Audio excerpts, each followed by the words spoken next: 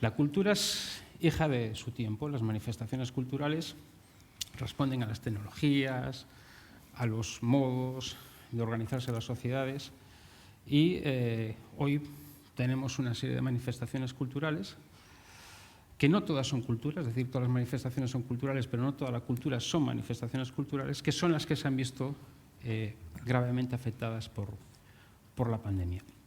Y aquí, conmigo, tengo el enorme honor y privilegio de compartir con algunas personas que seguro que saben muchísimo más que yo de lo que vamos a hablar, que intentarán ayudarnos, o esperemos que nos salga una charla productiva, sobre cómo nos ha afectado, en concreto en el ámbito de las exhibiciones culturales, espectáculos, actividades museísticas, también, por supuesto, congresos y otro tipo de actividades por el estilo, cómo nos ha afectado y cómo creemos que nos afectará de cara al futuro y quizás, sobre todo, lo más importante es cómo nos podemos enfrentar a los retos que esta pandemia nos ha planteado en los próximos meses y quizás, esperemos que no, en los próximos años. Las personas que me acompañan, empiezo por quien está en la distancia, a la que le damos la bienvenida, es Paz Aparicios, es directora del WeThink Center de Madrid. Bienvenida, Paz.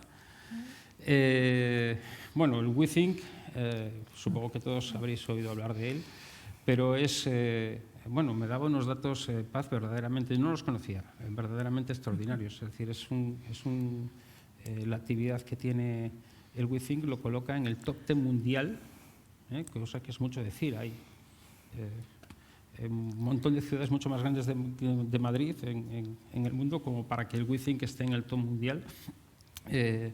Tenemos, a mi derecha tengo a Javier Rodríguez.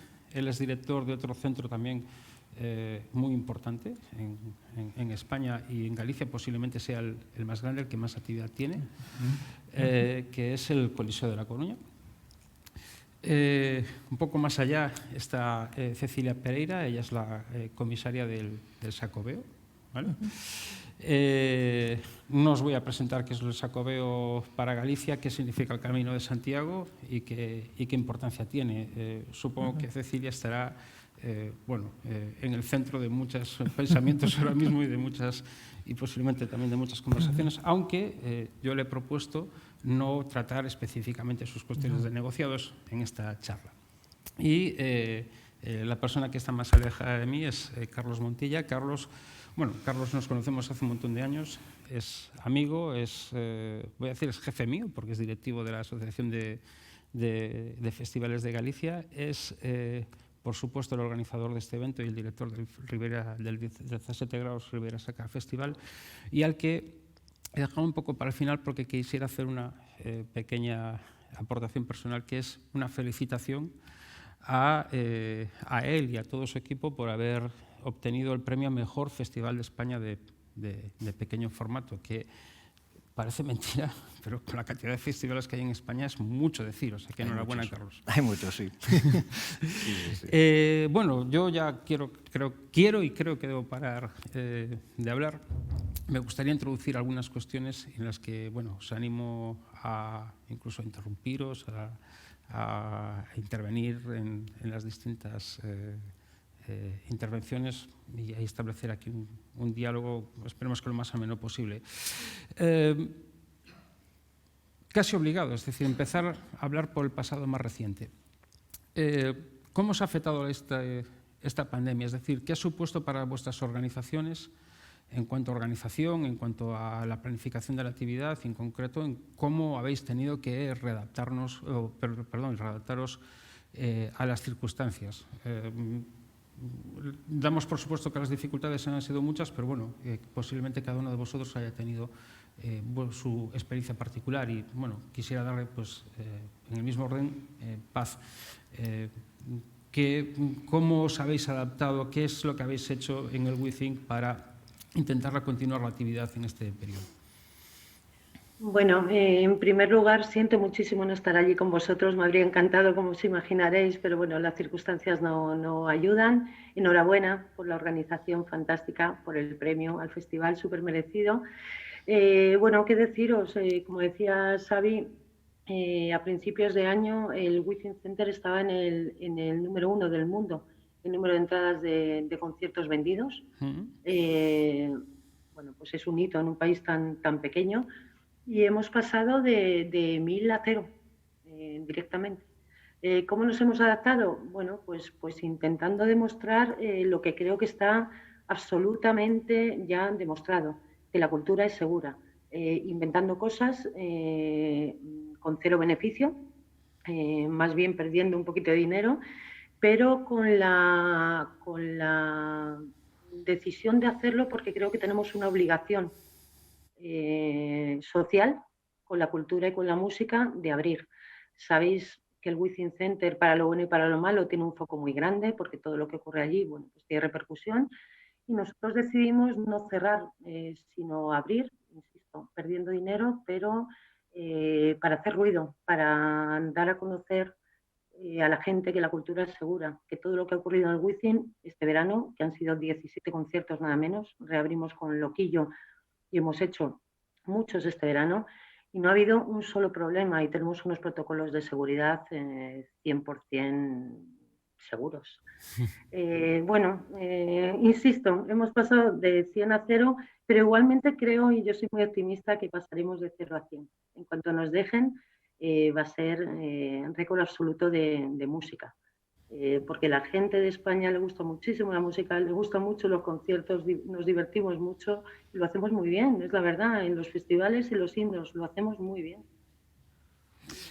Javier, me imagino que vosotros estaríais también en una situación parecida, es decir, prácticamente cero. Además, bueno, Sí, vosotros hacéis como espacio multiusos y con muchas posibilidades de aforamiento, hacéis muchos eventos muy diferentes. correcto. Lo primero, buenas tardes, muchas gracias. Y lo que transmitía Paz, llevado al mundo del recinto, nos lleva a una situación muy similar, que es que la primera acción es detenerte, tratar de salvaguardar lo que puedas salvaguardar y crear seguridad en tu entorno profesional más próximo. Lo segundo es analizar cuáles son las posibilidades de intervención en el entorno próximo. Hablamos desde la administración local. Para quien no conozca el funcionamiento del Coliseum, el Coliseum está gestionado por un organismo autónomo de la administración local, que es el INCE, en el cual también se desarrolla no solo la gestión del recinto del Coliseum, que es, digamos, el buque insignia, sino que a mayores se contempla la gestión de 2 teatros más de la ciudad, el Teatro Rosalía, el Teatro Colón en cogestión con la Diputación, y luego 2 auditorios más pequeños. Y a mayores, las actividades festivas en calle, incluyendo el Festival Noroeste, como parte de las fiestas de María Pita. Por lo tanto, hubo que analizar la situación. Primera gran decisión, recintos cerrados, es la última prioridad. La primera prioridad es que el segmento cultural de proximidad no se detenga y tratar de volver a la actividad manejando las 3 reglas clave, ¿no? El menor número de gente posible, el menor tiempo posible y a poder ser al aire libre. Con lo cual, nuestro primer banco de experiencias fue el territorio de las fiestas de María Pita, donde el calendario jugó en nuestra contra, porque se celebran en agosto y vimos como en el mes de julio Pontevedra, Santiago iban poniendo sus actividades en calle, y en Coruña hemos aplicado un principio que desde la administración local, además la alcaldesa lo ha defendido en primera persona, que es la extremada prudencia a la hora de poner en funcionamiento la actividad. Por lo tanto, la clave fue determinar que habría que incidir no solo sobre la consecuencia, sobre el hecho expositivo, sobre la exhibición, sino que la primera gran decisión que se toma en mayo es dar un soporte a todo el proceso, creando becas para los creadores, creando un programa de inyección directa para que se puedan desarrollar espectáculos al aire libre en ese momento y ahora a cubierto, y en tercer lugar apoyar lo que es el consumo por medio de los bonos culturales, para que una vez que pongamos en marcha la actividad a taquilla, tengamos ya el retorno. Por lo tanto, no inyectas solo en un lado, sino que inyectas en los 3 niveles, ¿no? el recinto propiamente dicho, si es la pregunta, pues nos paramos, reflexionamos y hemos tenido una bendita coincidencia o una muy mala suerte por parte de dos organizaciones realmente grandes, que son el Consorcio para la Promoción de la Música, donde tiene su buque insignia en la Orquesta Sinfónica de Galicia, que nos ponemos ahora mismo a mirar el auditorio y veis cómo estamos separados, el espacio que ocupamos, 30 personas, pues trasladar esto a 100 músicos desarrollando su actividad profesional. Por lo tanto, parecía lógico que el Palacio de la Ópera, que es un recinto en Coruña para 1.700 espectadores, no tuviese capacidad para poder albergar su actividad directa. Por lo tanto, el Coliseum se ha convertido, sin quererlo, sin pensarlo, no decir sin desearlo, pero sí en una cuestión de adaptación, que es una respuesta básica, que es lo que estaba planteando Paz ahora, que debemos readaptarnos para funcionar. Pues se ha convertido en la casa de la Orquesta Sinfónica. Y no hemos sido tan ambiciosos desde el punto de vista de mantener la programación hasta el mes de septiembre. No hemos abierto los recintos medios, sí en el mes de junio abrimos los recintos más pequeños y a partir de ahí bueno, hemos construido una serie de, aplicando el principio de progresión, unos aforos desde abrir sin público, es decir, emitir vía streaming, que hablaremos de ello como potencial de explotación, hasta llegar a lo que las restricciones nos permiten y alcanzar pues, los hitos de los 800, 900 espectadores, que ha sido lo máximo que hemos llegado, y dentro de las condiciones muy complicadas, como explicará, imagino que Paz también, ellos han tenido que asumir, ¿no? Pero la idea de trasladar ha sido esa primera detención, después analizas el problema y, bajo un principio de extrema prudencia, empiezas a ir abriendo poco a poco dentro de la administración local, repito, nuestro ámbito es local, para ir atendiendo el hilo de aire que necesita el sector cultural en todos sus momentos de creación del proceso expositivo, para que nada se detenga, o por lo menos todo en lo que nosotros podamos intervenir, que no se detenga. Bueno, los problemas de Cecilia han sido de otra índole, me imagino, porque ella no gestiona directamente espacios de exhibición, pero sí es responsable de una proclamación enorme a través de la Sociedad de Gestión del Plan Xacobeo y que además está en ciernes, es decir, Cecilia, se va a abrir la Puerta Santa el día 31 se abre. Igual, se inaugura en la catedral la rehabilitación integral de todo el conjunto catedralicio y se abre, por supuesto, la Puerta Santa el día 31 de diciembre. Como dijo el arzobispo, esto no es un congreso que se aplaza, sí, es un año santo. Efectivamente. Entonces, bueno, pues qué decirte. Bueno, lo primero, gracias Carlos, gracias Cristina y a toda la organización por la acogida. Gracias por contar con nosotros como Xacobeo y bueno, ¿qué contaros? Pues una situación pues muy difícil y muy difícil también a nivel personal. Yo llegué aquí ahora en febrero, 3 años, con una ilusión, con la ilusión de preparar una programación para un Xacobeo que iba a ser un Xacobeo después de un periodo larguísimo de 11 años sin producirse, donde empezamos a programar muchas acciones para intentar hacer un Xacobeo muy participativo, muy de todos, donde la gente joven también pudiera encontrar su hueco, donde toda Galicia y no solo los 138 ayuntamientos por los que transcurren las rutas oficiales se sintieran comprometidos con el camino. Y de pronto todo se paró y fue como terrible. Hay partes de la programación que obviamente siguieron.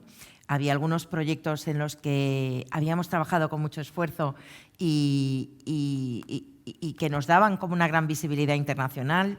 Recuerdo ahora, pues para mí el mayor shock es que esto se produce a mediados de marzo y nosotros en los primeros días de abril teníamos un gigantesco encuentro, gigantesco por lo intenso, no por el número de personas, que era pequeño, pero estábamos en el Institute of Fine Arts de Nueva York, con la New York University, con los mayores expertos internacionales y era algo que no se podía hacer tampoco online. Billetes sacados de todos los europeos que participaban y era algo en lo que bueno, habíamos empleado mucho esfuerzo. Eso paró. En el mundo, o sea, en el campo expositivo, las exposiciones continuaron. Fue una pena que algunas de ellas que habían tenido una gran acogida, tipo Galicia, un relato no mundo, pues bueno, tuvieron que devolverse las piezas, con lo cual el público perdió unos meses de poder visitarlas, pero sí que ha sido una actividad sostenida. Y para mí, bueno, el mayor dolor fue que se cerrase el Camino de Santiago. Fue un shock, ¿no? por primera vez en la historia, después de 1200 años, el camino se cierra y entre todos tenemos que coordinarnos con las asociaciones, los ayuntamientos y todas las instituciones para salvaguardarlo, ¿no? Porque había problemas de movilidad. Pero también demostró muchas cosas, demostró cómo fuimos capaces de organizarnos, de volver a abrirlo ordenadamente y en conjunto el 1 de julio. Demostró también, la pandemia nos hizo coordinarnos mucho mejor entre instituciones. Es algo que ahora que estamos revisando el plan estratégico de turismo, todos ponían en valor. Nunca nos habíamos reunido tanto virtualmente, nunca habíamos compartido tanto y eso es una experiencia positiva.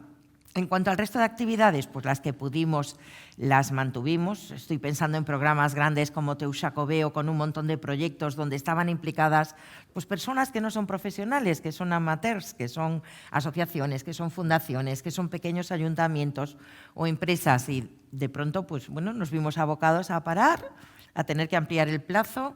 Ya había salido la segunda convocatoria, retrasarla también con todos los problemas que supuso. Pero ahí, bueno, más o menos se salvó. ¿Y qué hemos hecho? Pues repensar toda la programación. Es evidente que va a seguir habiendo limitaciones. Yo he asistido a muchos espectáculos en persona este verano y he podido ver que la cultura es completamente segura. Da una pena extraordinaria ir a un teatro principal de Santiago, un auditorio de Galicia y que seamos solo 30 personas. He podido ir a otros en Madrid y había un número infinitamente superior, lo cual también me sorprendió, ¿no? Cumpliéndose todos los protocolos. Y lo que esperamos, pues bueno, es tener unos primeros meses que van a estar mucho más basados en un tipo de relaciones más cercanas y institucionales para dar visibilidad a que el Xacobeo empieza. Hemos reformulado algunos de los proyectos para que se produzcan en la calle. Haremos más proyectos, o sea, repetiremos más los espectáculos más veces con menores formatos y lo que se hizo fue pues, todo el dinero que estaba previsto emplear en programación, tanto en los grandes festivales que tenemos desde Osondo Camiño, FES Galicia, como proyectos grandes que había para dinamizar toda Galicia, como era Xacobeo en Camiño, Xacobeo Ciudades. Todo ese dinero se metió en un fondo que se utilizó para reactivar económicamente, para hacer un proyecto de reactivación cultural y turística de Galicia, para poder inyectar también liquidez al sector a través de, bueno, pues de la creación, por ejemplo, de un fondo de proyectos culturales que lideró, en este caso, la Secretaría Xeral de Política Lingüística, y lo que fuimos pues, fue ayudando a que esto continúe funcionando. Sabemos que necesitamos a todos. La cultura, como decía Paz, es algo necesario socialmente, moralmente, emocionalmente. Es que sin cultura no podemos vivir. Entonces, ¿a pérdidas? Pues sí, pero es que hay mucho intangible. ¿Y se va a continuar está confirmado ya que se va a continuar la programación del Xacobeo 21 en el Xacobeo 22? Vamos a ver, de lo que se habla es de una ampliación. Es decir, el Año Santo tiene su calendario. Sí. El Año Santo pues, empieza el día 31 de diciembre con la apertura de la Puerta Santa y el 31 de diciembre del 21 con el cierre de la Puerta Santa. Yo no sé, no sabemos si el arzobispo no cerrará la Puerta Santa, pero lo que sí tenemos claro es que hemos trabajado para que los beneficios fiscales que teníamos previstos y aprobados hasta septiembre del próximo año 21 se extiendan hasta septiembre del 22. Y lo que tenemos claro es que ha habido un giro. Si ya antes hablábamos tímidamente de una década xacobea, porque el Xacobeo será el año 21, pero volveremos a tener un año santo en el 27 y otro el 32, lo que ha hecho esta pandemia es también trabajar más intensamente en un Xacobeo decimos de los 5.000 días, ¿no? Continuado. Y yo antes hablabais del camino. Yo creo que es que el camino, he tenido la oportunidad de vivir fuera y ver cómo no es solo embajador de la marca España, es que es una marca de Galicia increíble fuera. Tú dices la palabra camino, Santiago, y todo el mundo te sitúa. Entonces, al final, el Xacobeo es la celebración de esa oportunidad que tenemos ahí. Es cierto. Bueno, le podría preguntar a Carlos cuántos kilos perdió pensando en la organización del Riviera Sacra, pero la pregunta es, ¿qué es lo que te lleva a, bueno, básicamente a arriesgarte? Porque creo que el único festival, aunque con cierta reducción, pero el único festival que se celebra como tal, en su formato conocido en Galicia, es precisamente Riviera Sacra Festival, ¿no? Entonces, ¿cuál es el proceso que te hace enfrentarte y decirte, cuando todo el mundo está parando, cuando todo el mundo está diciendo no vamos a hacer festivales, o lo están directamente reconvirtiendo porque las circunstancias así se lo exigen, ¿qué te lleva a ti a enfrentarte a esa aventura? Bueno, nada, lo primero, buenas tardes y simplemente pues decir que es un privilegio compartir esta mesa con los aquí presentes. La verdad es que bueno, es un broche de oro para cerrar este foro y espero que el público también lo disfrute. ¿Qué nos lleva a arriesgar y a jugar? Bueno, yo creo que hay que pensar un poco en desde dónde partimos, que es en este mes de marzo. Desde una promotora como Irradia Crea, que trabaja, bueno, pues no solo en el festival, sino que en otros ámbitos un poco de la cultura, lo primero que hubo es que tomar una decisión. En este momento, pues si en el mes de febrero hablábamos de que había un año con unas expectativas de trabajo y un volumen de trabajo muy elevadas, que incluso nos pedían ampliar un poco lo que es la oficina, necesitar más recursos humanos para afrontar esa carga. En el mes de marzo, pues la primera semana yo creo que ha sido un shock para todos. Y en esa semana yo creo que hubo que tomar una primera decisión, que es cierro, paso un poco, apago la luz y espero a que esto un poco se recupere o nos mantenemos. Y yo creo que bueno, la primera decisión fue vamos a mantenernos, sobre todo vamos a mantener el equipo por una cuestión de responsabilidad y también por una cuestión de necesidad, porque en ese primer momento era todo, pues yo creo que muy impredecible. Nosotros, yo me acuerdo que ese mismo fin de semana teníamos un concierto de una banda británica que era Temples, e incluso estaba en ese fin de semana previsto la entrega de los premios Iberian, en la que bueno, se aplazó después al mes de octubre en Lisboa. Estamos hablando de que el sábado era la gala en Lisboa y el lunes yo estaba haciendo la planificación para irme allí. Entonces, yo creo que fue primero una situación de shock en la que lo primero que hicimos fue empezar a aplazar unos conciertos, pues un mes, 2 meses. Eso lo primero que hizo fue la necesidad de mantener una estructura de oficina, de comunicación, de bueno, pues un poco todo el equipo que trabajábamos. Primero, bueno, pues yo le transmití, bueno, vamos a seguir trabajando. Pasado este periodo, bueno, yo creo que tú lo conoces, hablamos un montón a través de la Asociación de Festivales, yo creo que también esa perseverancia va implícita, yo creo que tanto en el carácter que intentaba, a medida que pasaban las semanas, buscar un poco esa parte de optimismo que necesitábamos un poco porque el escenario que en algún contexto se planteaba, ya no nos hablaban de un 2020, sino de un 2021, un 2022. Entonces yo, desde un primer momento, intenté no darla por buena, no creerme realmente que eso podría ser el escenario, porque hubiera implicado la desaparición completamente de, bueno, en este caso de nuestra empresa y de esos puestos de trabajo. Una vez que también es importante saber que el modelo de festival, un poco en el que nosotros trabajamos y que planteamos siempre, y ya había nacido desde un contexto un poco de responsabilidad, con la calidad del público. Es decir, siempre trabajamos por debajo de aforos, creíamos un poco también que ese espacio de Riviera Sacra era muy necesario proteger, preservar, cuidar, bueno, tratarlo con cierta delicadeza.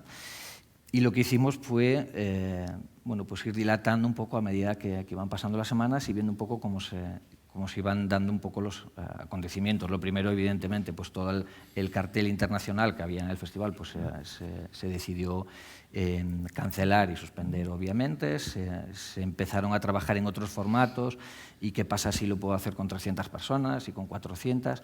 Se creó un equipo en el que por suerte contábamos también con tu presencia para estar asesorados y de una forma muy clara cualquier decisión que se tomaba que fuera consensuada.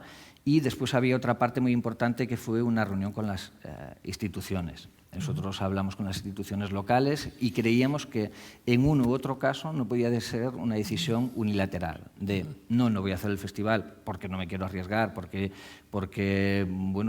tengo la gente en ERTE o por los condicionantes que sean, y también un poco queríamos conocer esa opinión.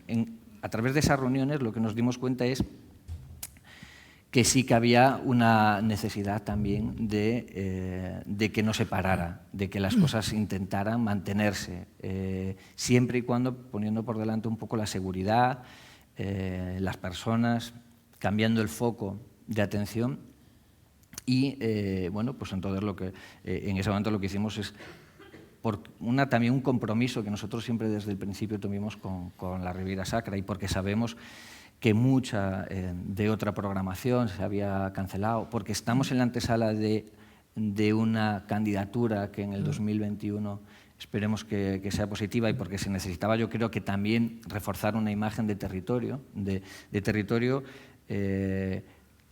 pues yo creo que un territorio protegido, un territorio pues, saludable, de un territorio al que poder ir, y creíamos que podríamos contribuir. El riesgo era muy alto porque si esa contribución se vuelve contra, hubiéramos tirado por tierra no solo la imagen del festival, sino seguramente el trabajo de una agencia, de un consorcio de turismo, de muchos pueblos que realmente... Entonces, para llegar ahí, lo primero es que teníamos que estar muy, muy, muy seguros de que las cosas se iban a hacer bien y de que ese formato iba a ayudar, no iba a entorpecer y no iba a generar ningún componente negativo.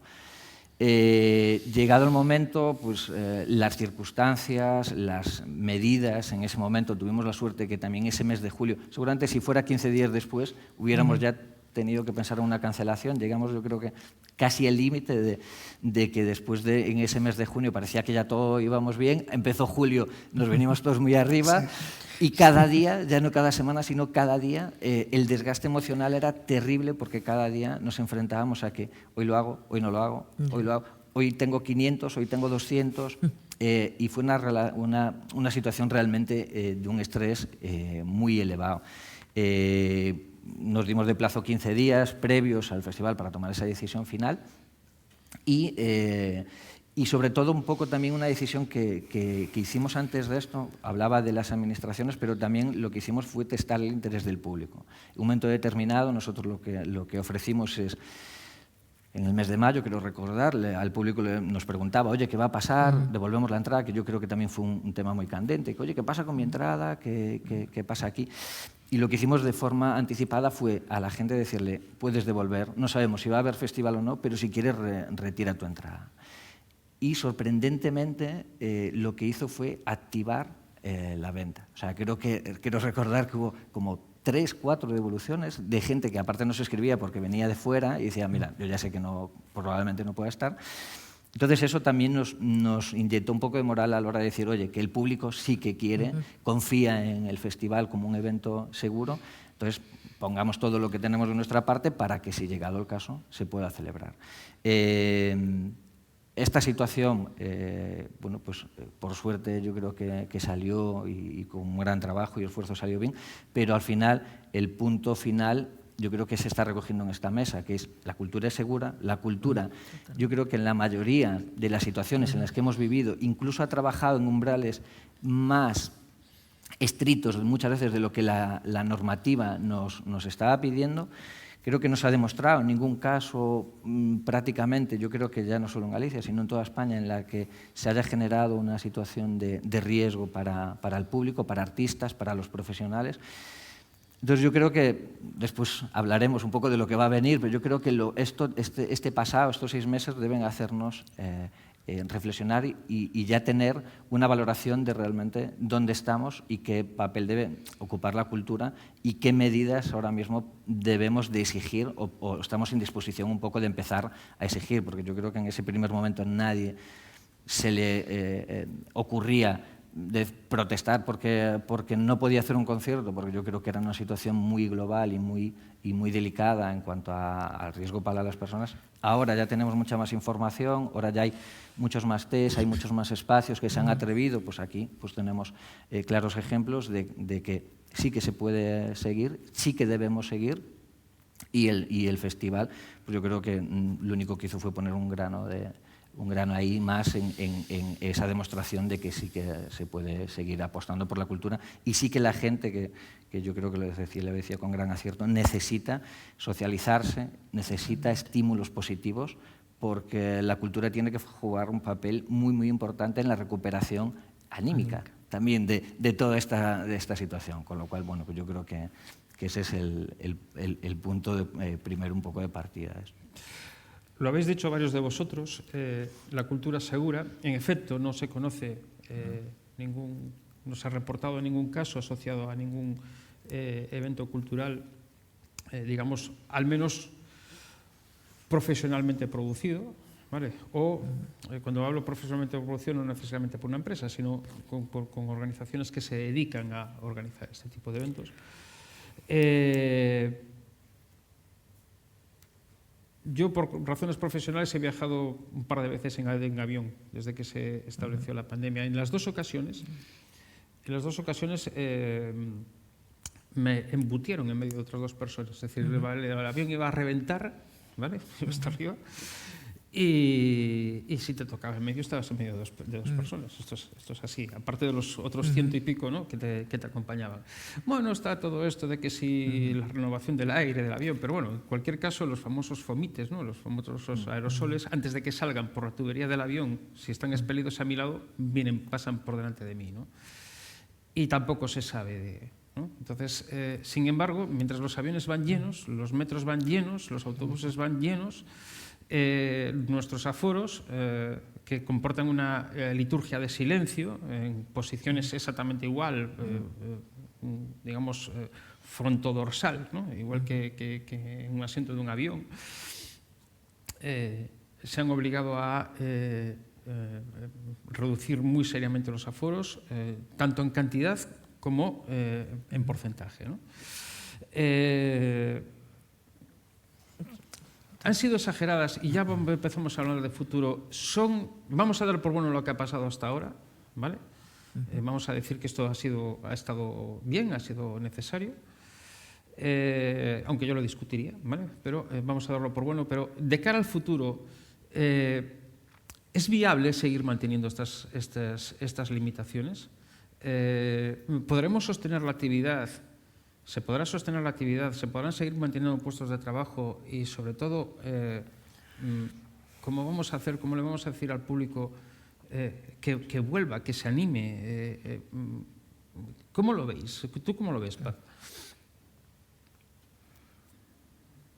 Permitidme que niegue la mayor. Primero, quizá nuestro error ha sido considerarnos cultura, que lo somos, cuando no se nos considera cultura. Quizás si nos hubiéramos enrolado en el grupo del turismo, del ocio, nos habría ido bastante mejor. Solo voy a dar dos datos. Se lo pasé a Xavi. El Within Center genera 220 millones de euros al año al PIB de la Comunidad de Madrid. A los conciertos del Within Center vienen un 13% de asistentes de fuera de España y un 66% de fuera de Madrid. Si eso no es turismo y no es riqueza para la ciudad, que alguien me lo explique. Esto, yo creo de verdad que las medidas que se han tomado son una tirita. El otro día decía en un documental, es una tirita para una herida enorme. O sea, esto no sirve.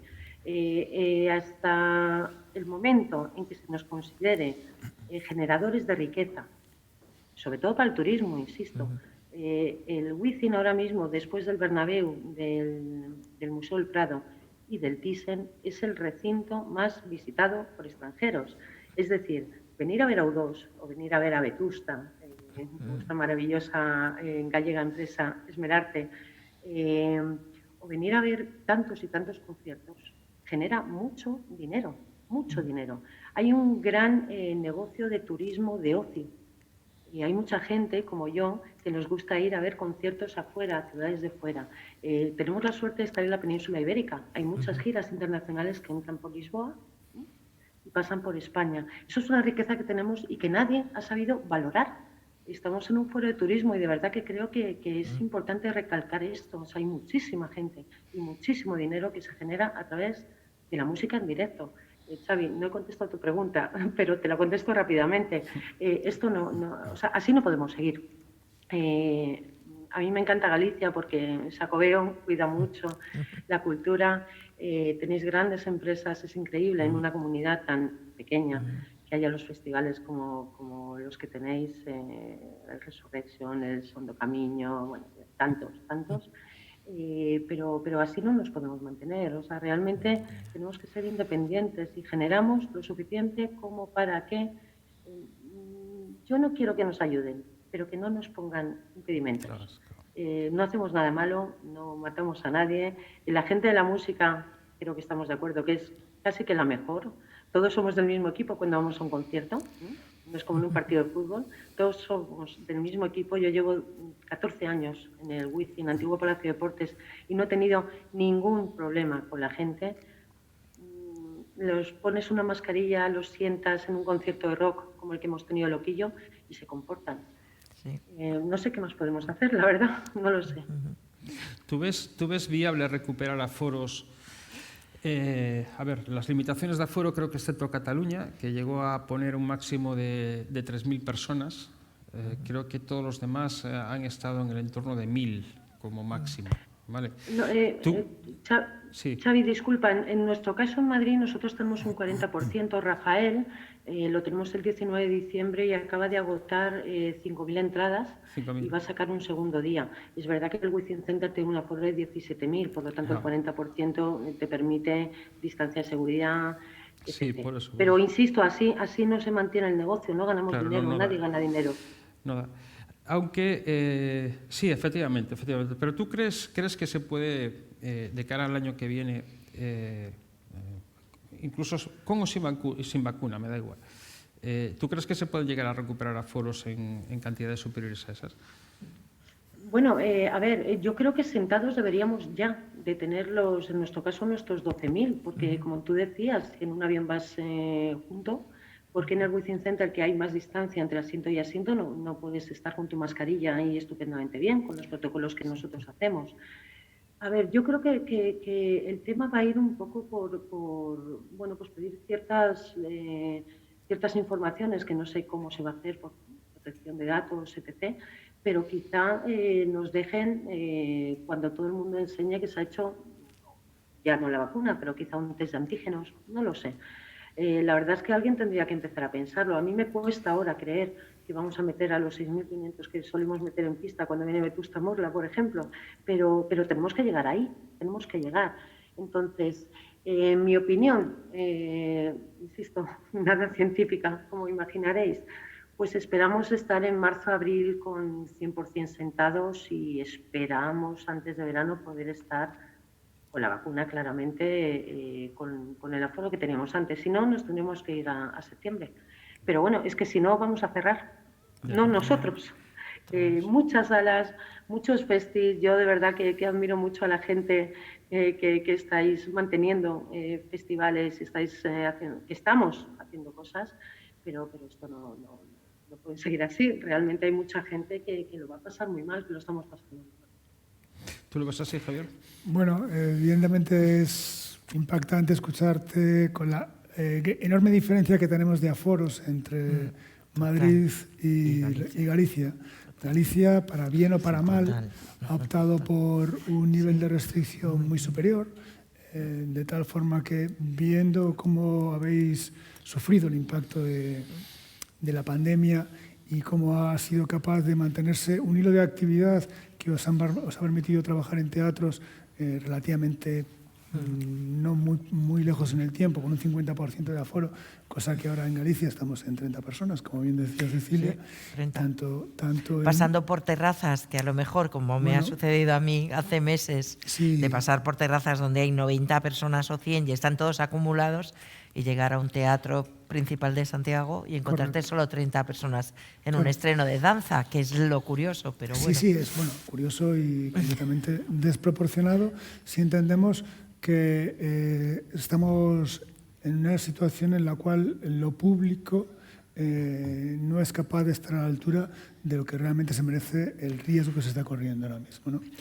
En la parte que nos toca a nosotros desde la administración local, y creo que desde la parte del Xacobeo está ocurriendo lo mismo, el impacto está siendo, lo comentabas tú antes, ¿no? ¿Qué se ha hecho? Se ha retirado el dinero de la parte de inyección a la actividad directa para mantener el hilo de la actividad en la que sea posible, ¿no?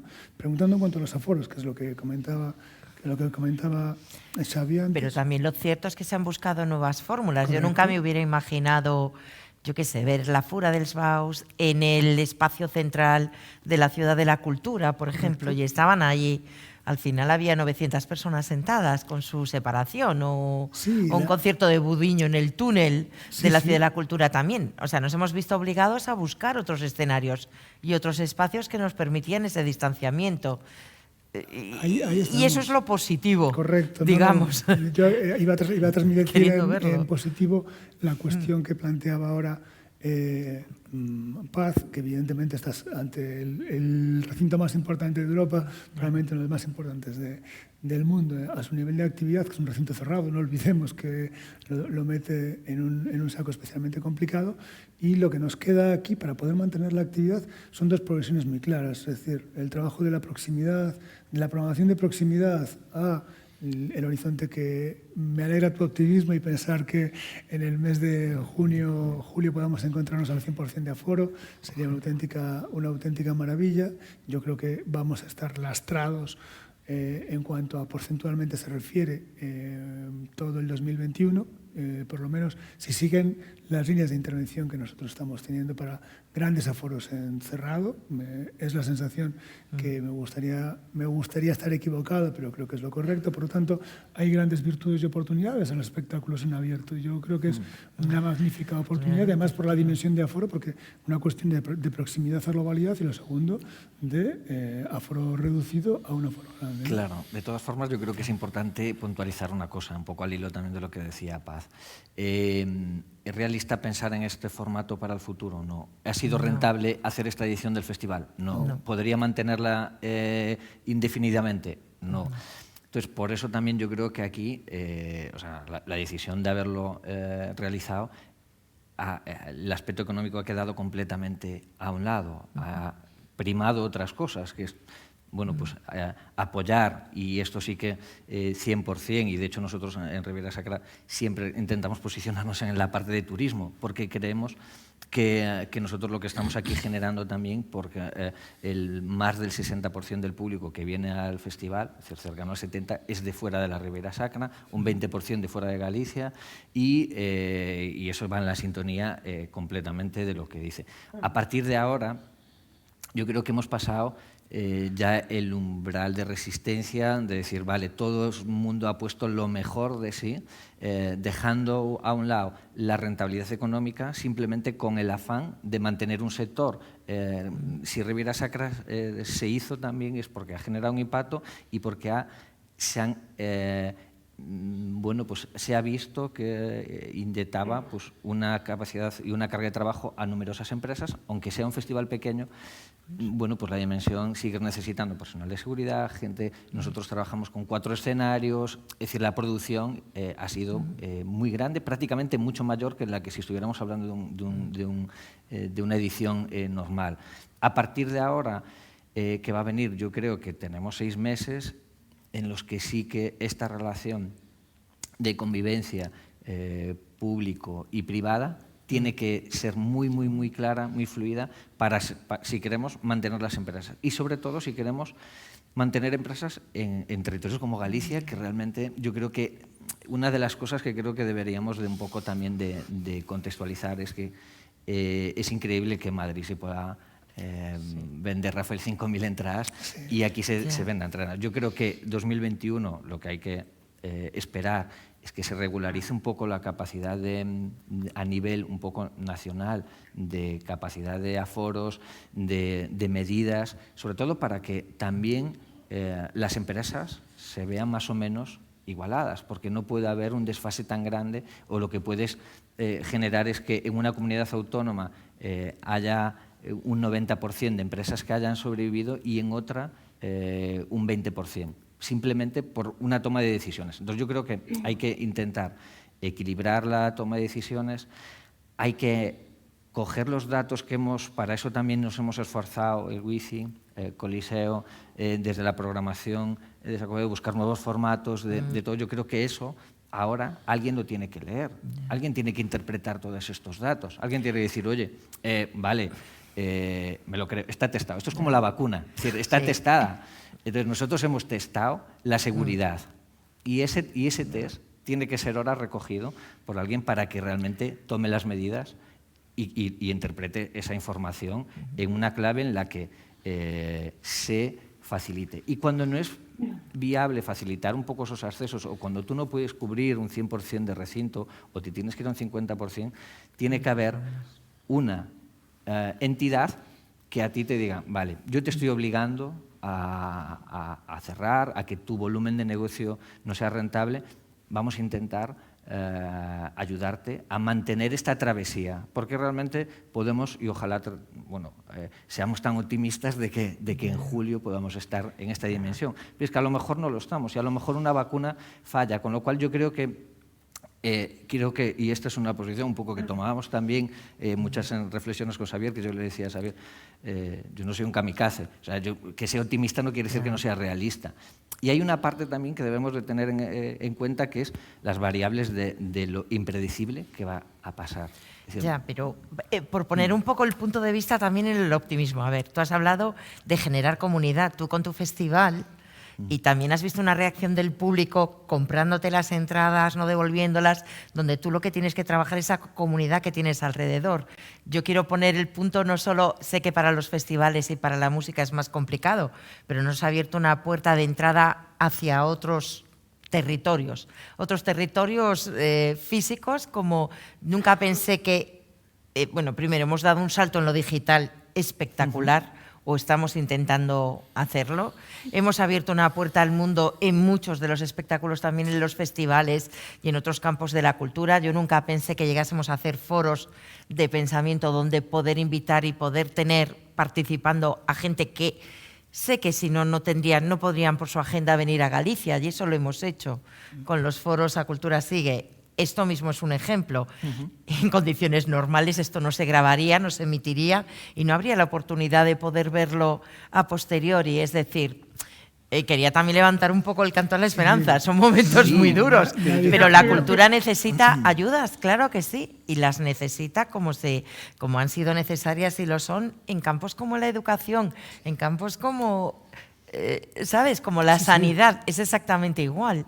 Claro que tienen que apoyar, como en el turismo, pero... Paz, interrumpe cuando quieras. Sí. Claro. Entra cuando Perdonad, quieras. que es un poco difícil. Disculpadme porque yo creo que tampoco tenemos que ser héroes, ¿vale? No. Hemos sido héroes este tiempo, pero mirad, la realidad es que vuelvo a lo que os decía antes. O sea, es que se nos está tratando como lo que no somos. Vamos a ver. ¿Cuánta gente vive de esto? Nosotros, como Wizzing, y perdonad que nos vuelva a citar a nosotros mismos, hemos hecho una camiseta para ayudar a los técnicos, a los backliners, a toda la gente que son autónomos y no tienen ninguna ayuda. Hemos sacado nosotros una camiseta para dar ayuda. Lo que me refiero es, estoy absolutamente de acuerdo contigo en que hemos sido imaginativos, pero mira, yo creo que el streaming por el tema digital ha venido, se quedará, pero jamás va a ser live, ¿vale? No, jamás va a ser live, jamás va a ser la experiencia de meterte en una pista a disfrutar de tu artista. Hay que tener también cuidado, se han hecho muchas cosas gratis, la cultura, el ocio, la música no es gratis, vive mucha gente de esto. No solo el artista, que decimos siempre, no, es que Sabina gana mucho dinero, no, es que ahí hay muchísima gente. Hay un promotor que se la juega, ¿eh? Hay un promotor que se la juega, que si no fuera por el promotor no tendríamos conciertos. Entonces, esto no es gratis, ¿vale? Perdonad, yo estoy un poquito enfadada con todo esto. Ahora, Paz, por cierto, estás comentando una cosa que a mí me resulta graciosa y triste al mismo tiempo, y te explico. Es el discurso que, o sea, oír a la directora del WeThink con este discurso, por un lado me alegra mucho, ¿vale? Porque es un discurso vale muy fundamentalmente para la música, pero en general también para otras disciplinas artísticas y culturales. Y al mismo tiempo entristece, porque es un discurso que yo me imagino que tú llevas sosteniendo desde hace muchos años, como otros llevamos sosteniéndolo desde hace muchos años, y no cala, no acaba de calar. Es decir, no nos acabamos de enterar de que efectivamente alrededor de la industria cultural hay gente que come, hay gente que quiere pagar un colegio de unos hijos, hay gente que quiere vestirse, que quiere pagar una hipoteca, y parece como que al sector cultural esto le está vedado. Es decir, que esto tiene unas causas, y quizás sea objeto de otro debate, tiene unas causas muy profundas, también culturales. Pero, bueno, yo creo, y no sé si estáis de acuerdo, es decir, en realidad estamos sufriendo, en esta pandemia, estamos sufriendo las consecuencias de no haber sido capaces, si ponemos la culpa de nuestro lado, o de que otros no hayan sido capaces, si la ponemos la culpa del otro lado, posiblemente sea una mezcla de ambas, de que este mensaje cale, es decir, de que esto es un sector económico como cualquier otro, que genera empleo como cualquier otro, y que la gente que quiere legítimamente desarrollar su actividad vital y profesional en este sector tiene el mismo derecho que cualquier otro a tener una remuneración, bueno, justa en los términos al menos sociales ¿no? de su sociedad, ¿no? Y perdona, y ya, como me cuesta, os dejo hablar, disculpadme. Y no solo eso, es un sector ultra profesional, ¿vale? Sí, Nosotros hemos tenido en una semana 7 conciertos. 7 conciertos del nivel del Elton John, de Muse. Con gente nacional que sabe perfectamente que no son desgarramantas, es que la gente de la cultura es súper técnica y súper profesional. Estoy absolutamente de acuerdo contigo, el problema es nuestro, no lo hemos sabido vender, no nos hemos sabido organizar.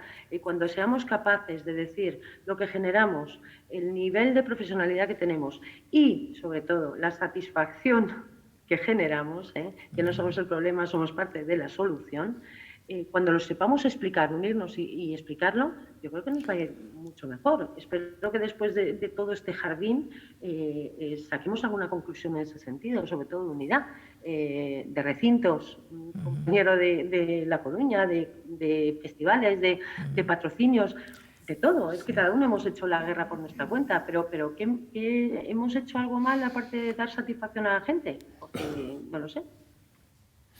No, yo creo que no, pero bueno, en este caso me encantaría entrar a continuar la conversación con Paz, pero bueno, como la hora ya se va aproximando hacia las 8,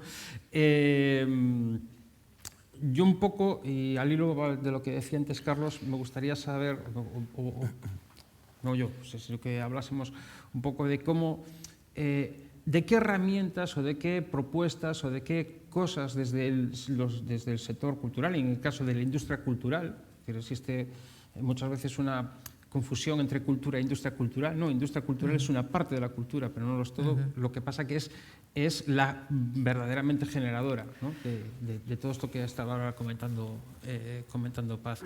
¿Qué podemos aportar? ¿Qué podemos lanzarle a la sociedad y también a los responsables de dirigir la sociedad? No me gusta mucho usar eso, los políticos no, son los responsables de dirigir la maquinaria, ¿no? Común de todos. ¿Qué ideas, qué les podemos lanzar, qué les podemos pedir de cara a que la actividad se recupere lo antes posible y lo mejor posible en un corto plazo? ¿Quién arranca? ¿Quién quiere? ¿Tú, Javier? Arrancamos. Muy bien. Lo primero que tenemos que pedirles es que mantengan el compromiso. Lo decía, lo ejemplificábamos todos antes, creo, que el público en las primeras experiencias en era COVID, de las primeras exhibiciones, nos hemos comportado de una forma modélica y hemos convivido, creo que, con un nivel de compromiso altísimo por parte del público, ¿no? A ese respecto, también tenemos que tener muy claro que las soluciones en el 2021 serán unas soluciones transitorias hacia una situación en el 2022 que entendemos que será más próxima a lo que conocíamos como normalidad, ¿vale? Entonces, en ese momento de transición, que va a ser eso, que hay soluciones, como comentaba Paz, que han venido para quedarse, bueno, yo creo que parcialmente, el hecho de la digitalización y el uso del streaming como parte de la herramienta de complemento del aforo, cuando no disponemos de aforo, es una solución que nos posibilita seguir manteniendo la actividad, que no cuadra números, que pone en riesgo, la industria cultural está cuantificada, es el 3% del PIB, si el 3% del PIB no recibe un retorno de un 3%, cuando estamos hablando de reactivar la economía, yo creo que estaríamos cometiendo un error desde la gestión de la administración pública, ¿no? Pero dicho eso, luego hay otras propuestas que creo que son muy necesarias en el corto plazo. Es decir, si pensamos que la realidad a partir de dentro de 4, 5, 6 meses será distinta, no vamos a arrancar dentro de 4, 5 o 6 meses, ¿no? En ese proceso, nosotros lo que estamos tratando de poner sobre la mesa para la programación del año que viene es que hay que cambiar ciertas cuestiones del modelo de programación al que estábamos habituados, ¿no? La programación multisesión o multifunción asociada al mundo de la música específicamente no suele estar bienvenida porque suele ser el hecho de un único día en el cual un único artista hace un concierto, ¿no? Por lo tanto, en nuestro debe de programación del año que viene, por lo menos las primeras intervenciones están planteando la multifunción como posible representatividad de que durante 2 o 3 días un artista que habitualmente haría un aforo de 4, 5.000, 10.000 personas, pues tendrá que fragmentar su propuesta artística para que podamos tener viabilidad, ¿no?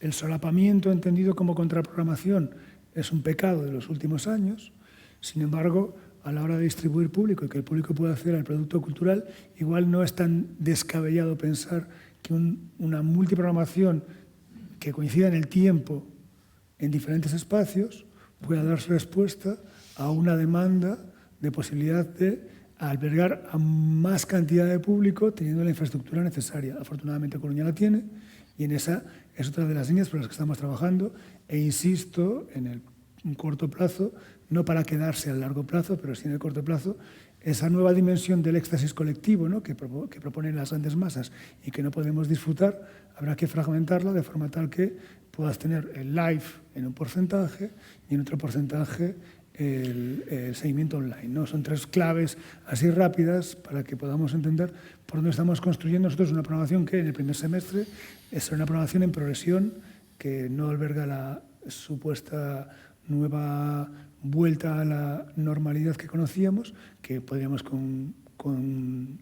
verla en progresión de cara al segundo semestre del 21 como muy pronto, ¿no? Sí, yo creo que en esa línea estamos trabajando todos, ¿no? En la multifunción, en el cambio de escenarios y ir a espacios abiertos, en la posibilidad de realizar, pues es que nuestra programación es mucho más extensa que la música, con lo cual pues en la realización de exposiciones que puedan tener toda una parte online, por ejemplo, toda la parte formativa y divulgativa, como se están llevando a cabo ahora en la Ciudad de la Cultura, con la exposición de Nos a Nos, y que en vez de los colegios acercarse y venir físicamente, son los propios guías los que hacen estas visitas guiadas específicas para determinadas aulas. Y como decías, yo es que de todas formas quiero ver que sigue habiendo partes que son aquellos proyectos o aquellos programas o proyectos que no están tan masificados o que no tienen un aforo tan excesivo que siguen vigentes las publicaciones, siguen vigentes las conferencias, siguen vigentes los ciclos de debate. En ese sentido, que es cultura también y que nos permiten tener acceso a personas que si no, que sería difícilmente hacerlas coincidir con nuestra agenda en Santiago. Y lo quiero ver así. Sé que es cierto, tiene toda la razón Paz. Yo estuve en uno de los días de los conciertos de Vetusta Morla. Creo que la gente tiene miedo a estar tan pegada y tantas personas juntos. Hay muchas personas que lo sienten así, pero igual que no van en crucero, igual que no van a una playa. Perdóname, yo creo que no es un problema del miedo de la gente. Si haces una encuesta después de los conciertos que hemos hecho en el Wizzing, sí, tenemos un 100% de gente que dice que se siente segura. Obviamente no vamos a meter 6.500, pero no es un problema de la gente, de verdad. O sea, yo creo que la gente es súper responsable y podrían estar, hombre, no los 6.500 puntos, pero sí que en espacios de pie, con sus mascarillas, estupendamente. Es que lo hemos dicho, los aviones, los trenes. sí. Es que es lo mismo. Yo no quiero, de verdad que quiero verte en un concierto de Vetusta Morla otra vez y como estábamos. hay que hacer las cosas bien y ya está, ¿no? Pero yo creo que las podemos hacer bien, pero que es un problema de aforo. O sea, que yo no veo, sinceramente, no veo que el próximo año se pueda llegar a llenar el Within Center. Ojalá que sí, pero como lo vimos el año pasado, creo que eso todavía va a tardar, el estar tal número de personas, un aforo tan elevado. ¿Que hay otros sistemas? Estoy convencida de que sí, claro que sí. Es que vamos más pegados en el autobús, en el tren. Voy a hacer un poco la pregunta del millón, porque no solo aviones. Yo he tenido la oportunidad de comprobar en algunos de los eventos que he trabajado este año, he podido comprobar cómo, según las mismas personas, según en el ámbito en el que están, tienen una percepción de seguridad u otra. ¿Vale? Entonces, por ejemplo, no pasa nada por estar antes de un concierto, o en este caso era una película de cine, un festival de cine. No pasa nada por estar en el pasillo 20 pegados, hablando entre sí, pero, y esto lo vi directamente con dos de ellos, que estaban pegados uno a otro, ¿vale? Como a la hora de sentarse, se fueron a sentar juntos y de repente uno dio un respingo y se puso en el de al lado, en el sitio de al lado, ¿vale? Cuando habían tenido una actividad que, o sea, un momento que era posiblemente más de riesgo. Y luego, si los hubierais visto ir a cenar al polo donde se producía, te aseguro que ni mascarilla ni nada, estarían en el restaurante tan tranquilamente departiendo y demás, y sin ninguna cuestión, ¿no? Yo os lanzaría otra consideración que para mí está un poco en la clave de todo esto. Además del discurso que antes relataba Paz, si además no hemos sabido colocar en la sociedad y nuevamente en los responsables políticos y en los responsables de las administraciones públicas, si no hemos sido capaces de colocar el mensaje de seguridad y calidad de nuestros eventos. Es decir, si no hemos sido capaces de asociar en todo momento, a nuestras producciones, sea desde un concierto hasta una exhibición en un museo. Si no hemos sido capaces de colocar que, al igual que un autobús y un avión tiene una serie de elementos que permiten que se pueda llenar, si nosotros no hemos sido capaces de colocar eso, si hemos descuidado quizá durante demasiado tiempo esa cuestión. No, perdonadme, no, mirad, tenemos un ejemplo muy claro. El público de Rafael es un público de riesgo, ¿no? Acaba de agotar 5.000 y ha salido a la venta con otros 5.000. El problema no es del público, el problema es que cuando te están diciendo todo el rato, ha habido una campaña, perdonadme, del Ministerio de Sanidad, que todos recordamos que retiraron y pidieron perdón, que era una imagen de un concierto, un pan, ¿no? Algo así, y luego aparecía un señor en un hospital. Entonces, no, la gente, de verdad, la gente está súper segura en el teatro, en el cine. Paz, yo no te hablo del público. Yo creo que el público sabe bien cuando tiene su percepción de seguridad y demás. Y ya digo, yo en los sitios en los que he asistido no he visto ese problema en el público, más que este tipo de cosas que son más, como te diría, casi más instintivas que otra cosa, ¿no? Sino, al revés, es decir, se han prohibido quizá las cosas desde el planteamiento de muerto el perro, muerto la rabia, ¿no? Si lo prohibimos todo, ¿vale? Si prohibimos, está claro que no va a pasar absolutamente nada. Pero quizá pueda ser, ese tipo de decisiones, quizá pueda ser porque no tienen la percepción de que desde el sector cultural, ahora quizá más, pero antes no, la percepción de que somos capaces de producir los eventos con absoluta seguridad. Bueno, pues porque no habrán venido a cualquier concierto, ¿no? Del Coliseo, a cualquier festival, a cualquier... De verdad, es que no sé, insisto, niego la mayor. Perdonadme, pero es que creo que estamos hablando de cosas absolutamente falsas. O sea, los conciertos, la gente que va a los conciertos está preparada, los recintos están preparados, los festivales están preparados y la gente que apuesta es súper profesional, o sea, es que ya está. Lo que pasa es que siempre se nos ha visto como, bueno, el mal menor, ¿no? Bueno, pues estos podemos prescindir de ellos. Eso sí, cuando viene U2 o cuando viene otro artista de este nivel, tenemos allí a todo el mundo, ya me entendéis. No nos hemos vendido bien, ¿no? No lo sé. Yo creo que No lo realmente, sé. bueno, sí, por complementar y terminando, también creo que hay una parte que a lo mejor va un poco al hilo de no hemos hecho bien, o pensando que no hemos hecho bien o que no nos han dejado hacer. Creo que también hay una parte en la ecuación que no fue todo lo fluida que debería de ser, que es la relación de la cultura con sanidad, con las medidas que se toman. Ese sentarse en una mesa, que sí que lo han hecho otros sectores y que sí que otros sectores han presionado directamente a sanidad, sino a los que toman las decisiones, y sí que han llevado allí soluciones y me consta que desde la cultura también se han llevado. Creo que esa mesa, de cara a futuro, un poco que hablábamos, creo que debería de ser un diálogo mucho más intenso, sentarse con autoridades sanitarias, explicarle cómo se están haciendo los eventos, incluso aquí, bueno, pues previo a esta mesa, yo creo que Lluís nos abrió aquí un escenario hipotético de futuro. Creo que los eventos deben también un poco pensar en qué va a ser este escenario. Creo que con sanidad hay que empezar a hablar de, oye, ¿y si hago este test? ¿Y si hago esto? Y con la administración al mismo tiempo hay que ir de la mano y decir, oye, voy a tener este evento, quiero activar este protocolo, quiero aumentar las medidas de sanidad, y esto seguramente también debería ir relacionado con una mayor capacidad de aforo, con una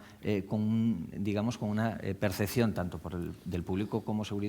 Nosotros hemos puesto aquí un poco, no de forma aleatoria, sino también muy conscientes de que queríamos hacer una valoración de cómo se hacía este protocolo, un test en un formato pequeño, muy controlado. Le agradecemos un montón a Lluís y Eldine que hayan colaborado con nosotros. Y sobre todo un poco ese escenario que habría, Luis, que pensando en que esto, sobre todo estos test, todo este proceso está evolucionando mucho, creo que con sanidad es que hay que empezar a sentarse en una mesa y decir, oye, si vas a tomar esta medida, justifícamela.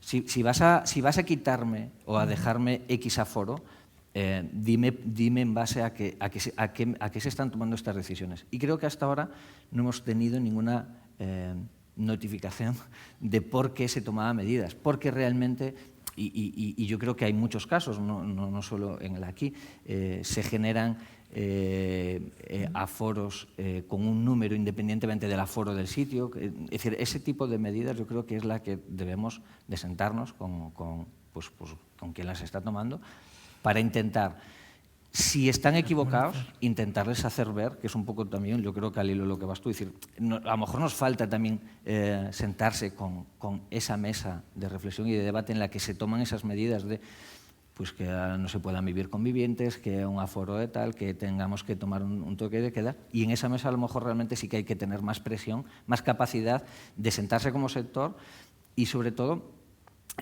más capacidad un poco de que las decisiones sean consensuadas y de que las medidas sean de alguna forma lo más consensuadas posibles con el sector. Y bueno, y solo por acabar también, yo creo que estamos hablando mucho de lo que es la problemática del virus en lo que nos está afectando ahora, pero creo que siempre decíamos que la cultura ha sido la primera en cerrar, pero va a ser la última en abrir, pero no cuando haya una vacuna. Es que la cultura va a tardar seguramente, la cultura que vive también de la capacidad económica, de la estructura económica de la sociedad, la cultura va a ser una de las que más se va a resentir en un medio plazo por una crisis brutal que va a dejar esta situación. Con lo cual, no pensemos que ya en el momento en el que tengamos todos una vacuna, la cultura ya está sana también, sino que también nos va a dejar, nos va a seguir exigiendo reinventarse, pensar, hacer otros formatos, porque seguramente cuando un evento antes tenía una facilidad para vender 10.000 entradas, ahora a lo mejor va a vender 7. Y eso va a ser algo que yo creo que desgraciadamente aún vamos a tardar en solucionar, con lo cual siempre yo creo que es mucho diálogo, hablar un poco, consensuar las decisiones y sobre todo, bueno, pues yo creo que esperar y confiar en que todo vaya un poquito mejor, como dice Paz, y que en verano, evidentemente, cuanto antes recuperemos la actividad, menos dolosa va a ser el daño o menos doloroso va a ser el daño que nos produce. Bueno, ya para terminar, le voy a cambiar. Esto es un dato para Ana. En el mes de mayo, parece que el mes de mayo fue hace muchísimo tiempo, pero por un lado fue hace nada, pero en el periodo de la pandemia es casi el 100% del periodo, ¿no?, de confinamiento que tenemos. Principios de mayo, finales de abril, no recuerdo bien. Se empezó con diversas autoridades a nivel autonómico y en distintas comunidades autónomas y a nivel del Estado. Se empezó a proponer ya esto que está comentando Carlos, de la coordinación con las autoridades sanitarias. En algún caso, en reuniones presenciales con responsables de los que iban a tomar las medidas y iban a hacer los protocolos. No voy a decir en este caso la comunidad autónoma. Se le dijo directamente, presencialmente, y a día de hoy, 6 meses después, seguimos sin respuesta. Aún no ha habido respuesta. Ha habido algún intento, y es más, es que ni siquiera se están cumpliendo las recomendaciones que hace tanto Safety Events, que es la Organización Internacional para la Seguridad en los Eventos, como las recomendaciones para los eventos masivos de la Organización de la Salud, cuando el otro día dijo el presidente, creo que fue el presidente del Comité Olímpico Internacional, que los Juegos Olímpicos de Tokio se iban a hacer y se iban a hacer con público. Y posiblemente con mucho público. Entonces, porque el problema no está solo en el evento en sí o en la exhibición en sí, está en que esa gente va por la calle, se concentra en la calle, hay cuestiones de organización de tráfico, transportes públicos, no es solo la gente está dentro y ya está, no, sino que la gente, pues como pasó en otro festival, de repente se pone a llover fuera y la gente tiende a quedarse concentrada, aunque sea fuera, debajo, por ejemplo, de unos soportales, ¿no? Entonces, bueno, son problemáticas que nos llevan que quizá como conclusión o como conclusiones principales que yo veo es que hay intención y hay esperanza de recuperar la actividad lo antes posible, lo más cercano posible a lo que conocíamos como normalidad, no nueva normalidad, sino como normalidad. Que si eso no es así, mucha gente lo va a pasar mal, se van a perder muchos puestos de trabajo, se va a perder mucho tejido productivo, se va a perder mucha economía. De hecho, de ese 12% de caída del Producto Interior Bruto, casi el 25% está relacionado directamente con la actividad turística, cultural y de hostelería, que se dice pronto. Y que quizá tengamos, Paz, algunos deberes nosotros en el sector también para darnos a valer, ponernos en valor e intentar conseguir algunas mejoras que llevan muchos años encima de la mesa y quizás es el momento ahora de conseguirlas. Muchísimas gracias a todos. Espero que esto haya sido una conversación interesante, densa, para acabar, un poquito densa. Y yo personalmente quiero desearos la mayor de las suertes y el mayor de los éxitos, muy especialmente a Cecilia, de que el Xacobeo salga muy bien. Al menos en Galicia dependen muchas cosas y dependen muchas empresas.